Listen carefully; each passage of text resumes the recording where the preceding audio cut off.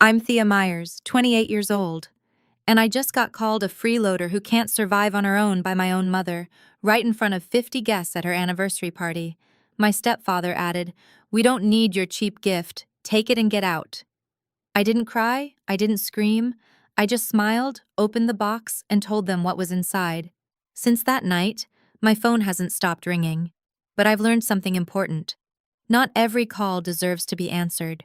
Before I tell you the whole story, if you think it's worth hearing, please take a moment to like and subscribe, but only if you genuinely want to. And if you don't mind, drop a comment telling me where you're watching from and what time it is there. To understand why I stood there with that box, I need to take you back 12 years, to the day everything fell apart. I was 16 when I got the call that changed everything. My father, David Myers, was a construction engineer, not wealthy by any means, but the kind of man who'd work overtime just to take his family on a weekend trip to the beach. The kind of man who remembered every school play, every parent-teacher conference, every small moment that most dads forget. That Tuesday morning, he kissed my forehead before leaving for a business trip upstate. "When I get back, we'll go visit that college campus you've been eyeing," he said. "Start thinking about your future, sweetheart." He never came back. A truck driver fell asleep at the wheel. They told us it was instant, that he didn't suffer, as if that was supposed to make it easier. At the funeral, I watched my mother, Linda, accept condolences with practiced grace. I thought we'd grieve together. I thought wrong. Within 2 weeks, she'd packed all of Dad's belongings into cardboard boxes, his books, his tools, even the watch his father had given him. She didn't ask if I wanted to keep anything. Not a single thing. I found out why when I overheard her on the phone one evening, her voice low but unmistakably excited. "The insurance money came through," she said. "I can finally start over." Start over. Like the last 16 years had been a rough draft, she was ready to crumble and throw away. What I didn't know then, what took me years to piece together, was that my mother had already met someone else. A man named Richard Thornton. And from what I later learned, their relationship had begun at least 6 months before my father's accident. My father wasn't even cold in the ground, and my mother was already planning her escape. 18 months after Dad's funeral, I found myself standing in an unfamiliar house in suburban New Jersey, carrying a single suitcase into the smallest room, a converted storage closet with one tiny window. My mother had married Richard Thornton in a courthouse ceremony I wasn't invited to attend. "It was just a formality," she explained afterward. "Nothing worth making a fuss over." The house was Richard's, a 4-bedroom colonial with a manicured lawn and a 2-car garage. His son Derek, 20 at the time, got the master guest room with an ensuite bathroom. I got the closet. Derek drove a brand new BMW, a graduation gift from his father. He was headed to a prestigious university in California, all expenses paid. Meanwhile, I had to transfer to a new high school in my junior year, leaving behind every friend I'd ever made. When college applications came around, I worked up the courage to ask my mother about tuition. "Mom, the school I got into offered me a partial scholarship, but I still need about $8,000 a year. Could you?" She didn't let me finish. "Thea, your father's insurance money is for rebuilding this family. Derek needs the support for his studies abroad. Besides, you're nearly 18. You should be learning to stand on your own feet." Richard, who'd been pretending to read his newspaper nearby, looked up with a thin smile. "This house doesn't support freeloaders," he said. "Want a degree? Earn a scholarship. That's how the real world works." I stared at them, my mother nodding along to her new husband's words, and realized the truth with devastating clarity. In their eyes, I was no longer family. I was an inconvenience left over from a life my mother wanted to forget. But what they didn't know would change everything. The night before my high school graduation, I lay in that cramped little room and did the math. No savings, no family support, a partial scholarship that still left an $8,000 gap each year, and a deadline. Richard had made it clear I was expected to be out of the house the day I turned 18. That was in 3 weeks. I'd tried everything: part-time jobs at the mall, tutoring younger students, begging my mother for just one conversation, one real conversation, about my future. Each time, I got the same response: either silence or a variation of the speech I'd already memorized. "We have responsibilities to this family, Thea. Derek's education is expensive. You need to learn independence." Independence. As if they were doing me a favor by abandoning me. That night, staring at the water-stained ceiling, I felt the weight of everything pressing down. If I gave up now, I would become exactly what they already believed I was: a failure, a burden, someone who couldn't make it on her own. But how do you prove them wrong when you have nothing? My phone buzzed on the nightstand. I glanced at the screen. An unknown number with a Boston area code. For a moment, I almost ignored it. Probably spam, or a wrong number, but something made me pick up. "Thea?" A woman's voice, warm and cautious at the same time. "This is Patricia, your Aunt Patty, David's sister." My heart stopped. Aunt Patricia. I hadn't heard from her since the funeral. Mom had cut off all contact with Dad's side of the family almost immediately after remarrying. "I know your mother doesn't want us talking," Patricia continued, "but there's something important I need to tell you. Something your father left for you." That weekend, I told my mother I was staying at a classmate's house for a study session. Instead, I took a 6-hour bus ride to Boston. Aunt Patricia met me at the station. She looked so much like Dad, the same kind eyes, the same gentle way of tilting her head when she listened. The resemblance hit me so hard I almost cried right there on the platform. "Thank you for coming," she said, pulling me into a hug. "I know this wasn't easy." Her apartment was small but warm. Photographs of Dad as a young man covered one wall, images I'd never seen before, memories my mother had erased from our home. We sat at her kitchen table, and Patricia placed her hands over mine. "Your mother and I never got along," she admitted. "But that's not why I'm telling you this. I'm telling you because David made me promise." She explained how, after marrying Linda, my father had quietly begun to worry. Not about love. He loved my mother despite everything. But about what would happen to me if something went wrong. "Your dad didn't trust Linda with money," Patricia said carefully. "He saw how she spent, how she prioritized. He was afraid that if anything happened to him, you'd be left with nothing. So he planned ahead." I blinked. "Planned ahead how?" Patricia stood and walked to a closet in the hallway. When she returned, she was carrying a small wooden box with brass hinges. "Your father gave this to me 5 years ago," she said. "He made me promise to keep it safe, and to give it to you only when you truly needed it." She placed the box on the table between us. "I think, sweetheart, that time is now." My hands trembled as I opened the wooden box. Inside, resting on faded velvet, was a savings account passbook. The name printed on the front was mine, Thea Marie Myers. "Your father opened this when you were 3 years old," Patricia explained. "Every month, no matter how tight things got, he put something in. $20, $50, sometimes more if he got overtime." I opened the passbook to the last entry, $47,000. The room blurred. I couldn't breathe. "He never told your mother," Patricia continued. "He was afraid she'd find a reason to spend it, so he kept it in your name, separate from their joint accounts, and gave me the paperwork for safekeeping." Beneath the passbook was an envelope, yellowed with age. I recognized my father's handwriting immediately, the same script that had signed my birthday cards, my report cards, every permission slip for every school trip. I opened it with shaking fingers. "My darling Thea," the letter began.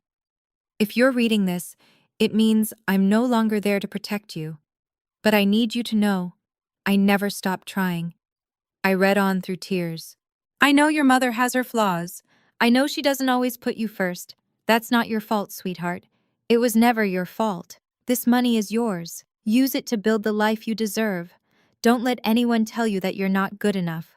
I've known since the day you were born that you would do extraordinary things. The letter ended with 3 words. I believe in you. For the first time since the funeral, I let myself cry. Really cry. Patricia kept the original letter. When you need proof, she said, I'll be here. I didn't understand what she meant then, but I would. I came back to New Jersey with a secret burning in my chest. My mother was waiting when I walked through the door, arms crossed, expression cold. Where were you really? I told you, study group. Don't lie to me, Thea.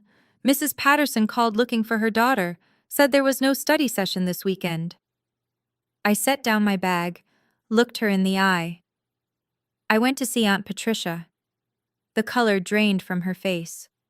For a moment, something flickered there. Fear, maybe, or guilt. Then it hardened into anger. I told you we don't speak to that side of the family anymore. You told me. You didn't ask me.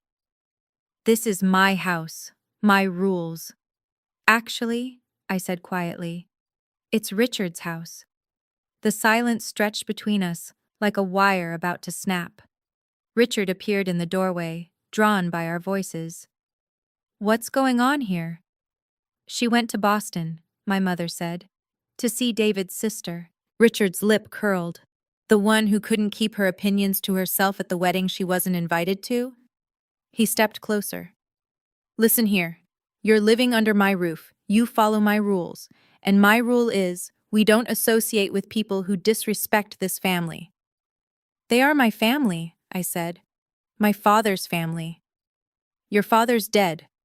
The words hit like a slap. My mother said nothing, did nothing. Richard smiled. After graduation, you're out. No negotiations.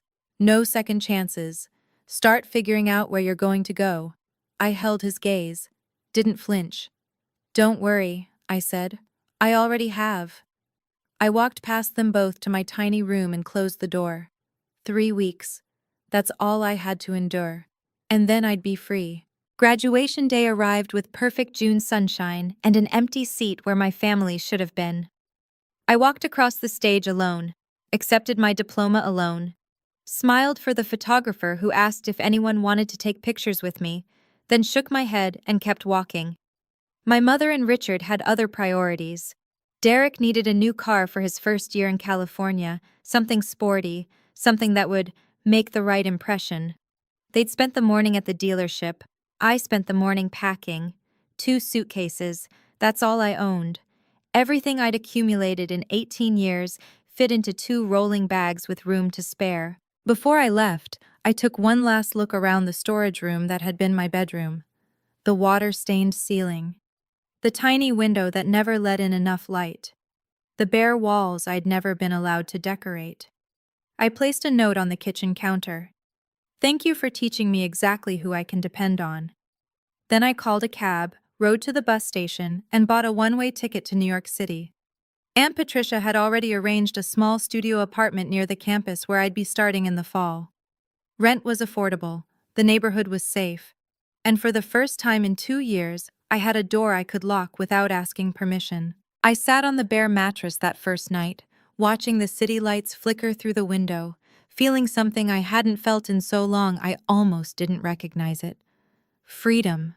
Terrifying, exhilarating freedom. I didn't know then that I wouldn't speak to my mother for nearly a decade. I didn't know that the next time I saw her, I'd be holding a gift worth more than anything she'd ever given me. All I knew was that I had survived. And now, I would build. 10 years is a long time to stay silent. Freshman year. I waitressed at a coffee shop near campus, working 30 hours a week between classes. Some nights I survived on free day-old pastries and black coffee. I slept 5 hours if I was lucky. I never missed a single assignment. Sophomore year. I landed an internship at a small interior design firm downtown. The pay was nothing, barely enough for subway fare. But I learned more in 6 months than most people learn in 6 years. My boss noticed my eye for detail. She started giving me real projects. Junior year.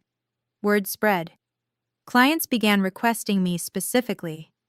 I started freelancing on the side, turning tiny apartments into spaces people actually wanted to live in. My portfolio grew, so did my savings. Senior year. I graduated summa cum laude. 3 firms offered me positions. I took the one that promised the most room to grow. At 25, I was promoted to lead designer at a prestigious Manhattan firm.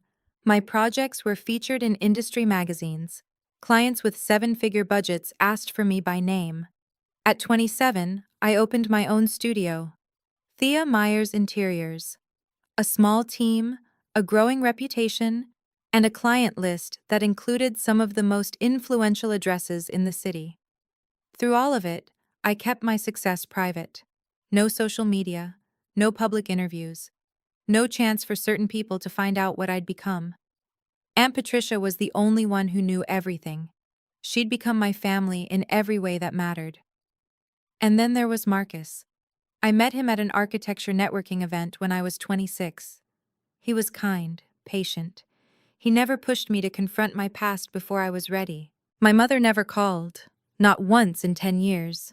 I was about to find out why. The invitation arrived on a Thursday in late September. I almost threw it away, thinking it was junk mail, one of those glossy charity gala requests that found their way to anyone with a Manhattan zip code.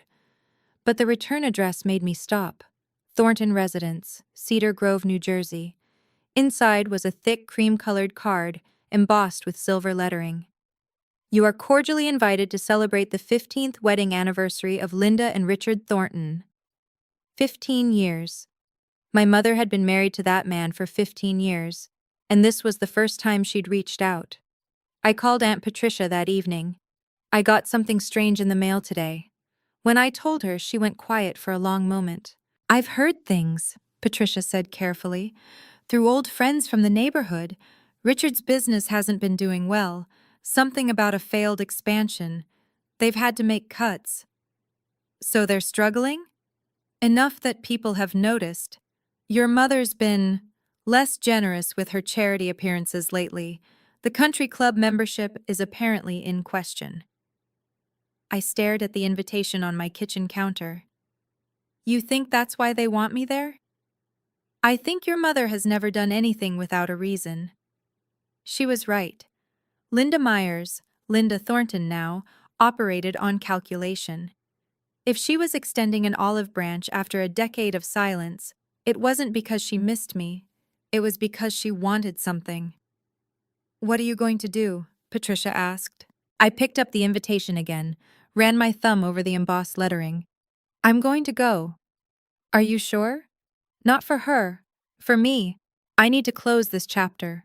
Patricia paused. If you need backup, I still have your father's letter. I hadn't forgotten. I never would. The weeks leading up to the party, I found myself doing something I hadn't expected. I bought a gift.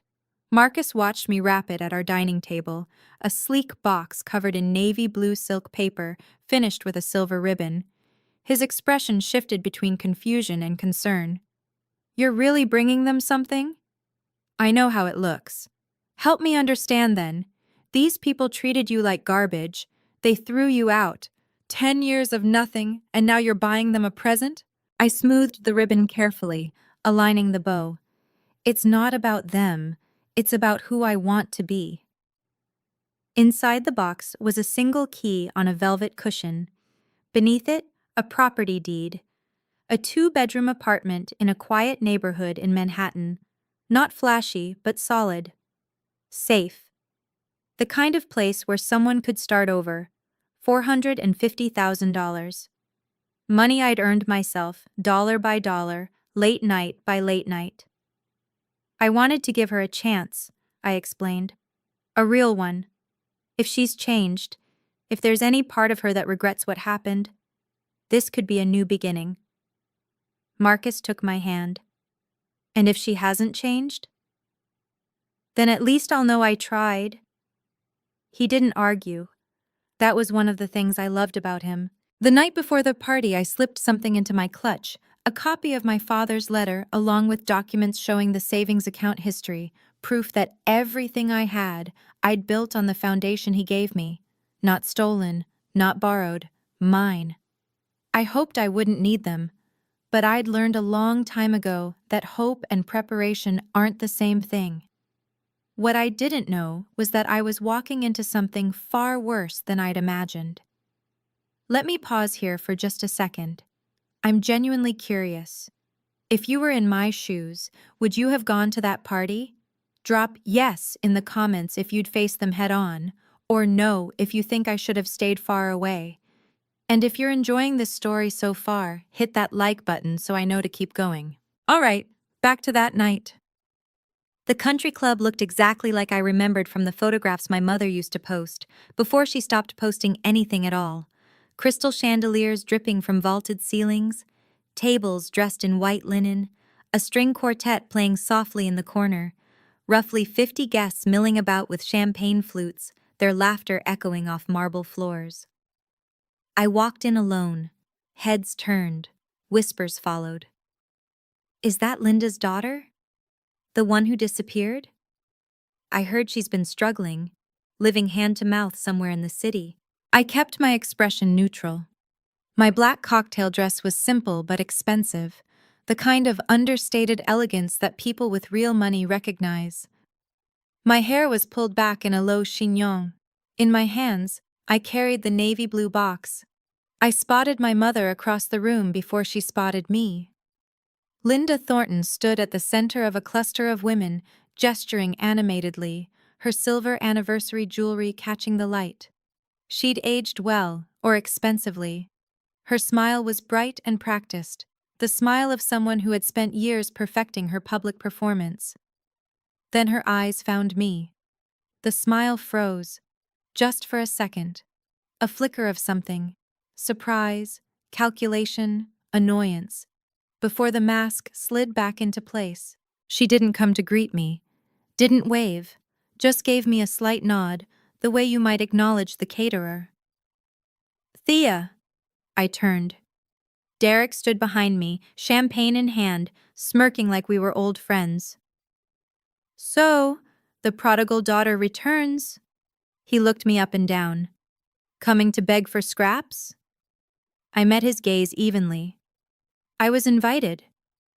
Sure you were. He stepped closer. Word of advice? Don't embarrass yourself. Nobody here cares about you. I smiled slightly. Then nobody should mind if I stay. Derek hadn't changed. 32 years old and still coasting on his father's money, what was left of it anyway. I'd done my research. The California degree had led to nothing. He'd bounced between consulting jobs, each one more vague than the last, before returning home to work for Richard in some made-up management position. Let me guess, he said, swirling his champagne. You're here for a handout. I'm here because I received an invitation. Right, he laughed. My stepmother felt sorry for you, said you'd probably show up in something from Goodwill, but we should be gracious anyway. I felt the familiar burn of anger, but I'd had 10 years to learn how to keep it contained. Is that what she told everyone? Among other things. Derek leaned in conspiratorially. That you couldn't hold down a job, that you blamed everyone else for your problems, that you're basically homeless. So that was the narrative. My mother had spent a decade painting me as a cautionary tale, the ungrateful daughter who couldn't survive on her own. Interesting, I said calmly. What's interesting? That she talks about me at all, since she hasn't called me in 10 years. Derek's smirk faltered slightly. Whatever, just don't cause a scene. He nodded toward the gift in my hands. And don't expect anyone to be impressed by whatever that is. We all know you can't afford anything decent. I thought about telling him, thought about watching his face change when he realized exactly who I'd become. But not yet, not like this. Excuse me, I said. I should go congratulate the happy couple. I walked past him toward the main table, where my mother sat like a queen surveying her court. The box felt heavier with every step. The table fell silent as I approached. Richard sat at my mother's right nursing a whiskey. His face had grown harder over the years, deeper lines, a permanent furrow between his brows. The look he gave me was the same one he'd worn the day he told me to get out. I stopped in front of them and placed the box on the table. "Happy anniversary, Mom." My mother glanced at the gift like it might bite her. Then she turned to the women beside her, a cluster of country club regulars in pearls and designer dresses, and laughed. "Oh, look, my daughter decided to show up after all." The women exchanged glances, polite smiles that didn't reach their eyes. "That's a lovely box," one of them offered. My mother didn't touch it. "I'm sure it's very thoughtful." She emphasized the word like it was a joke. Thea was never very good with gifts, or money, or planning ahead, really. Richard snorted. "Remember the Christmas she gave us those homemade picture frames?" Laughter rippled through the table. "What's in it?" another woman asked. My mother shrugged elaborately, pushing the box aside. "Probably something from a clearance rack. That's about all she can manage these days." Her voice was louder now, performing. "This is my daughter, everyone, the one I told you about." She gestured at me like I was an exhibit. "Hasn't called in years, couldn't manage to finish college properly, and now she shows up here with—" She waved dismissively at the box. "Mom, don't mom me." Her eyes hardened. "I know why you're here. You heard we were doing well and you came looking for a handout. Same as always." The room had gone quiet, dozens of eyes watching. "You're a freeloader, Thea. You always have been." Richard stood up, his chair scraping loudly against the floor. He grabbed the box and shoved it toward me, hard enough that I had to catch it against my chest. "We don't need your cheap gift." His voice carried across the room. "Take it and get out." And my mother nodded approvingly. "He's right, you're embarrassing yourself." The silence was absolute. Even the string quartet had stopped playing. 50 pairs of eyes burned into me, some pitying, some curious, some simply entertained by the spectacle. I could feel my heartbeat in my temples, the weight of every judgment, every assumption, every lie my mother had told about me pressing down. An older woman near the back shook her head slightly. A waiter froze mid-step, champagne bottle in hand. Someone whispered something that sounded like "poor thing." For a moment, I saw my 16-year-old self standing in that hallway, being told there was no money for her education. Saw my 18-year-old self carrying 2 suitcases out the door. Saw every version of me who had been told she wasn't enough, would never be enough. Then I felt something else rise up. Something that had been building for 12 years. Calm. I looked at my mother, at Richard, at the crowd of strangers who thought they knew my story. And I laughed, not bitter, not mocking. A genuine soft laugh of release. "What's so funny?" my mother snapped. "Nothing." I held the box steady. "I'm just thinking about how you have no idea what you just refused." "Excuse me?" I began untying the silver ribbon. "You wanted to know what's inside? Fine."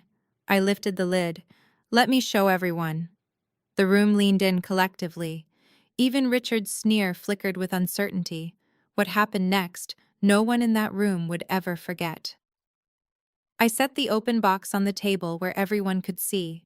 Inside, resting on a cushion of navy velvet, was a single silver key. Beneath it, folded precisely, lay a sheet of official-looking documents. I lifted the key first, letting it catch the light. "This," I said, my voice steady, "is the key to a 2-bedroom apartment in Manhattan. Upper West Side, doorman building, good schools nearby." Murmurs rippled through the crowd. I unfolded the documents, held them up. "This is the deed, fully paid, no mortgage." I paused. "Valued at approximately $450,000. My mother's mouth opened, closed, opened again. "I was going to give it to you." I looked directly at her. "A place you could go if you ever needed a fresh start. A gift from your daughter." The woman beside my mother, someone I didn't recognize, gasped audibly. Where did you get money like that?" Linda's voice had lost its performance quality. Now it was just raw. I earned it. Doing what? Running my own business. Thea Myers Interiors. We specialize in high-end residential design. I let that settle. You might have seen our work featured in Architectural Digest last spring. The whispers grew louder. A man near the bar pulled out his phone, typing rapidly. "That's impossible," Derek blurted from somewhere behind me. "You're lying. Google it." Richard's face had gone an alarming shade of red. My mother looked like she'd been slapped. "Mom, you told everyone I was struggling," I continued, "that I couldn't hold down a job, that I was practically homeless." I gestured at the box. "Does this look like I'm struggling?" No one answered. The first crack had appeared in my mother's carefully constructed story, and I wasn't finished yet. The silence stretched until an older woman stepped forward, silver-haired, elegant, with sharp eyes that missed nothing. I recognized her from the funeral photos I'd kept. Eleanor Brooks, one of my father's oldest friends. "Linda," her voice was cool and precise. "You told me your daughter was unemployed, living off the generosity of strangers, that she refused to take your calls." My mother opened her mouth, but nothing came out. "Mrs. Brooks," I nodded to her respectfully. "It's good to see you again." "Thea, dear." Eleanor's expression softened slightly. "I'm glad to see you're doing well, despite what I was led to believe." A murmur ran through the guests. More phones emerged. I could see people searching, reading, showing screens to each other. "She's really a designer," someone whispered. "There's a whole website." I turned back to my mother. "You never called me, Mom. Not once in 10 years. So where did you get your information about my life?" Silence. "You didn't," I answered for her. "You made it up. You told people whatever story made you look like the victim." I was protecting our family's reputation. By lying about your daughter?" Eleanor crossed her arms. "Linda, is this true? You've been fabricating stories about your own child?" Richard grabbed my mother's arm. "Don't answer that." "Why not?" I kept my voice even. "What else does she have to hide?" The room was watching now like spectators at a trial. I could see the shift happening, doubt spreading like cracks in ice. "While we're being honest," I continued, "let's talk about what really happened after my father died. About the insurance money. About where it actually went." My mother went pale. "Thea, don't." "Don't what? Tell the truth?" I reached into my clutch. I pulled out a folded piece of paper, yellowed at the edges, creased from years of careful handling. "This is a letter," I said, "written by my father, David Myers, before he died." Eleanor's hand went to her heart. "Your father wrote you a letter?" "He did." I unfolded it slowly. "And I think everyone here should hear part of it." My mother lunged forward. "Give me that!" Richard held her back, his own face ashen. I began to read. "My darling Thea, if you're reading this, it means I'm no longer there to protect you." My voice stayed steady despite the tremor in my chest. "I know your mother has her flaws. I know she doesn't always put you first. That's not your fault, sweetheart. It was never your fault." A woman near the front wiped her eyes. "I've put aside money for you, separate from anything your mother can access. Use it to build the life you deserve. Don't let anyone tell you you're not good enough." I lowered the letter. My father knew. I looked at my mother. He knew that if something happened to him, you wouldn't take care of me. So he made other arrangements. "David wrote that?" Eleanor's voice was barely above a whisper. "Linda, you told me he left nothing for Thea, that the insurance barely covered the funeral." My mother said nothing. "The insurance payout was over $200,000, I said quietly. "I never saw a penny of it. It went to this house, Derek's education, a new car, a country club membership." The crowd's murmuring had become a low roar. Richard pulled my mother close, whispering urgently. She looked like a woman watching her carefully built world crumble. For the first time in 12 years, she had no script. "I need to pause here for just a moment. Can you guess how my mother reacted to all of this? Drop your prediction in the comments. I'd love to see if anyone gets it right. And if this story is hitting close to home for you, hit that like button. It really helps more people find these videos, especially those who might need to hear this. Now here's what happened next. My mother recovered faster than I expected. Tears welled in her eyes, the same tears I'd seen her summon countless times before when she needed sympathy. "Thea, sweetheart." Her voice cracked perfectly. "I'm so sorry. I didn't know. I didn't realize how much I'd hurt you." She reached for the box. "Let me make it right. We can start over. I'm your mother." I pulled the box back before her fingers could touch it. "No." The word hung in the air. "What do you mean, no?" The tears dried instantly, replaced by something sharper. "I brought this gift for someone who deserved it, someone who might actually want a real relationship." I closed the lid with a soft click. "You're not that person. You can't do this to me." Her voice rose. "Not in front of everyone. You did it first." The room had gone deathly still. "5 minutes ago, you called me a freeloader in front of every person here," I said. "You told them I was worthless, that I couldn't survive on my own. You've been telling them that for 10 years. That was different." "How?" I tucked the box under my arm. "You humiliated me publicly. You lied about me publicly. And now you want what I have? That's not how family works." Eleanor stepped closer, watching the exchange with a mixture of fascination and something like respect. "If I'm being honest," I continued, "I came here hoping you'd changed. Hoping there was some version of you who actually wanted a daughter, not a target." My mother's mask slipped entirely. Pure fury blazed underneath. "You ungrateful little—" "I'm grateful," I cut her off. "Grateful I learned early exactly who you are." I turned toward the door. "This apartment will go to someone who actually loves me." Richard blocked my path before I reached the exit. "Now hold on." His voice had shifted to something almost friendly, the tone of a salesman sensing a slipping deal. "Let's not be hasty. We're family. Families have disagreements." "We're not family. You made that clear 17 years ago." "Things were said in the heat of the moment. You told me your house doesn't support freeloaders." I met his gaze without flinching. "So I left and built my own. Why are you complaining now?" Derek appeared at his father's shoulder. "Look, I know we haven't always—" He trailed off, searching for words he'd never needed before. "But this is crazy.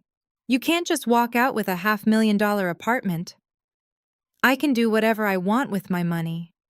It's just—" Derek laughed nervously. "Come on. We're practically siblings.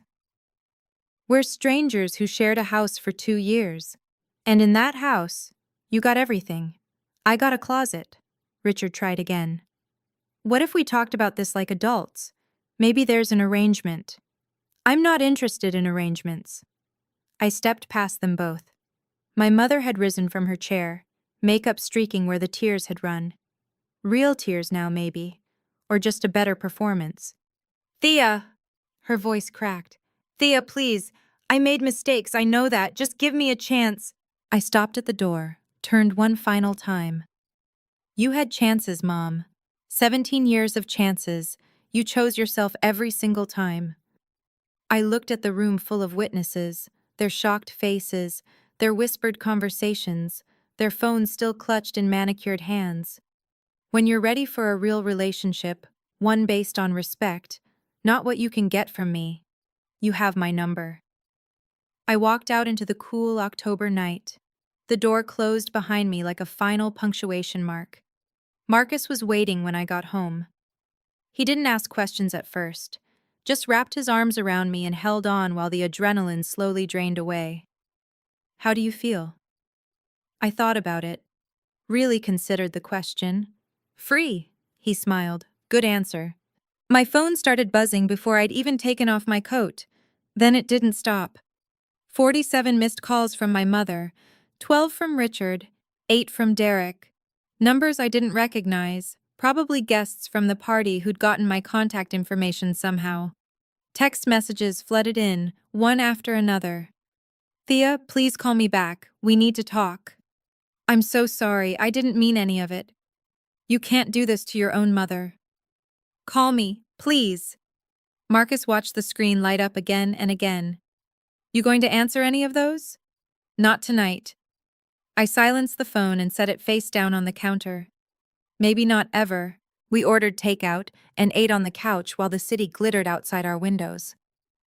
My phone lit up periodically in my peripheral vision, a persistent pulse of desperation I no longer felt obligated to acknowledge. What happens now? Marcus asked. I don't know. I leaned into him, finally letting myself feel how exhausted I was. I gave them the truth. What they do with it is their problem. And the apartment? I smiled. I have someone in mind. For the first time in 12 years, the weight I'd been carrying, the constant grinding awareness of being unwanted by the people who were supposed to love me most, felt lighter. Maybe it would never disappear completely. But tonight, watching the city lights with someone who chose me freely, it was enough, more than enough. The fallout arrived in pieces over the following week. Aunt Patricia called first, barely containing her satisfaction. You'll never guess what I heard. Eleanor Brooks, it turned out, had quite a large social circle. By Monday morning, the story of the anniversary party had spread through every women's group, charity committee, and country club dining room in a 50-mile radius. Linda tried to do damage control, Patricia reported. Told everyone you'd misunderstood, that the letter wasn't real, that you'd always been difficult. Did anyone believe her? Not after 3 separate guests confirmed they'd Googled your company during the party. Patricia's voice carried a note of grim satisfaction. Your website got 1,500 visitors that night alone. The business consequences came next. Richard, I learned, had been in the middle of negotiating a major contract with a regional supplier. The supplier's CEO was a close friend of Eleanor Brooks. After hearing what happened at the party, they'd requested additional time to review the terms. Additional time stretched into weeks. The deal eventually went through, but at significantly less favorable terms. Derek's mother, Richard's first wife, apparently caught wind of the drama from her own social network. She called Derek to express her profound disappointment in how he'd treated his stepsister and cut his monthly support check by half. None of this brought me joy. I didn't check my mother's social media for signs of suffering or count the ways karma had balanced the scales. But there was something quietly satisfying about knowing the truth was finally out there. For years, my mother had controlled the narrative. Now the narrative had corrected itself. Patricia asked if I regretted any of it. No, I said. I just wish I'd done it sooner. She laughed. Your father would be proud. I hoped so. 2 weeks after the party, I answered my mother's call, just once, for closure. Thea. Her voice was hoarse, stripped of its usual polish. Thank you for picking up. I almost didn't. A long pause. I know. I understand. I waited. I want you to know. She took a shaky breath. I've been thinking about everything you said, about the choices I made. I know I wasn't the mother you needed. This was the part where I was supposed to say it was okay, that I forgave her, that we could start fresh. I didn't. What specifically do you regret, Mom? Silence. Because from where I'm standing, it sounds like you regret getting caught. Not what you actually did. That's not... She stopped. Started again. When your father died, I was terrified. I grew up with nothing. My mother was abandoned with 3 kids and no money. I swore that would never be me. So you abandoned me instead? I didn't see it that way. I know, that's the problem. I heard her crying, real crying this time, the ugly, graceless kind. I just wanted to be safe, she whispered. I was so scared of ending up with nothing. I understand fear. I kept my voice gentle but firm. But being scared doesn't give you the right to hurt the people who depend on you. What can I do? How do I fix this? I don't know if you can. I took a breath. But if you want any kind of relationship with me going forward, it has to be real. Equal, no manipulation, no stories about me to your friends. Okay? And no calling to ask for money or favors. A longer pause. I understand. I hope so, Mom. I really do. I hung up. It wasn't forgiveness, but it was a boundary. 6 months later, I gave away the apartment, not to my mother, to Aunt Patricia. She stood in the empty living room, tears streaming down her face, the key clutched in her hand like a lifeline. Thea, I can't possibly. You can. I hugged her tight. You're the one who saved me. You kept Dad's promise when no one else would. This is yours. She'd spent 30 years in that tiny Boston apartment, paying off nursing school debt, working double shifts at the hospital. She deserved a place with good light and a doorman and neighbors who brought cookies at Christmas. The feature in Architectural Digest led to 3 new high-profile clients. My team expanded from 4 people to 7. Marcus and I got engaged on a quiet Tuesday evening. No fanfare, no audience, just the 2 of us and a ring that had belonged to his grandmother. I built a family, not the one I was born into, but the one I chose. Patricia, Marcus, my college roommate who'd let me sleep on her floor during the hard years, my first boss who'd believed in me before I believed in myself. My mother called once a month. Short conversations, surface level. She never asked about the apartment again. Richard's business stabilized eventually. Derek got a real job, according to the grapevine, something in sales. Whether any of them had actually changed or just learned to hide their true selves better, I couldn't say. It didn't matter anymore. I'd spent so many years waiting for my mother to love me the way I needed, to choose me, to prove that I was worth something. What I finally understood was that I'd been asking the wrong question all along. The real question wasn't whether I was worth loving, it was whether she was capable of it. Sometimes, late at night, I write letters I'll never send. This one is addressed to a 16-year-old girl standing in a hallway, being told she's not worth an $8,000 investment. Dear Thea, I know you're scared right now. I know you're lying in that little room with the stained ceiling, wondering if everyone is right about you. If you're really as worthless as they make you feel, you're not. The people who were supposed to protect you chose themselves instead. That's their failure, not yours. Their inability to love doesn't mean you're unlovable. You're going to survive this. More than survive, you're going to build something beautiful from the wreckage. It won't be easy. There will be nights you cry yourself to sleep, and mornings you're not sure you can keep going. Keep going anyway. One day you'll stand in a room full of people who believe the worst about you, and you'll tell them the truth without flinching. You'll walk away with your head high and your heart intact, and you'll finally understand that their approval was never what you needed. What you needed was permission to believe in yourself. Dad already gave you that. The rest is up to you. I close the journal and look out the window at the city spread beneath me. The sun is coming up over Manhattan, pink and gold and promising. My father was right. I did fly high. Not because of the money he left me, but because he taught me what real love looks like. Patient, selfless, unconditional. That's the inheritance that matters. Not dollars in an account, but the bone-deep certainty that I am worthy of being loved well. I learned that from a man who's been gone for 12 years.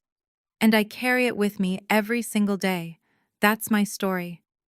If you're in a relationship where you feel diminished, dismissed, or made to believe you're not enough, I want you to know something. You have the right to